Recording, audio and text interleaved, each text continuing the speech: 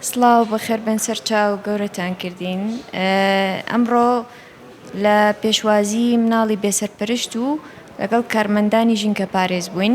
هەوڵماننا تا بتوانین خزمەتیان بکەین لە ڕۆژێکە کە ئەوان لە هەموو ساڵەکەیە خزمەتمان ئەکەن و قەولمان ناوە هەموو پێنجشەمانێک لە تا ساڵێک داهاتوو هەموو پێنجشەمانی هەرچی شتێکیان پێویست بێ لەم سنتەرە و لەم شوێنە گەورەمانەکەن و بەخێر بێن و بە فری چارەسەریان بۆ بکەین. حەزیان لە هەرچیەک بێ، ینی ئەگەر نەخۆشی پێست بێ ئەوە بینینیان بە فریە، ئەگەر حەزیان لە فەیشیەڵ بێ، ئەگەر پێویستیان بە لەیزەری موو بێ، ئەگەر پێویستیان بە هەرچیەک بێت لەو ڕۆژە ئێمە ئامادەین و لە خزمەتیانین.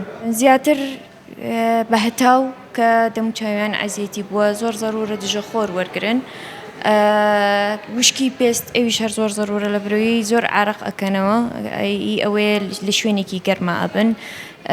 دەستیان ئەگەر دەستکێش بەکار نەهێنن دەستیان وشکە بێ، فتریات لەبەری دەسەکەنە ناو خۆڵ و زبلەوە، ئەمانە هەمووی لەو نوع نەخۆشیانن کە تووشیانە بێ. ئەوانەی ئەمڕۆ بینیم هەمویان زیبکە بوون، چونکە هەمووی مناڵی هەرزەکار بوون، یعنی 7 ساڵ و 5 ساڵ و ئەوانە بوون، زیاتر وەکو زیبکە چارەسەرم کردن. لە خزمەتیانین هەموو کات و ساتێک.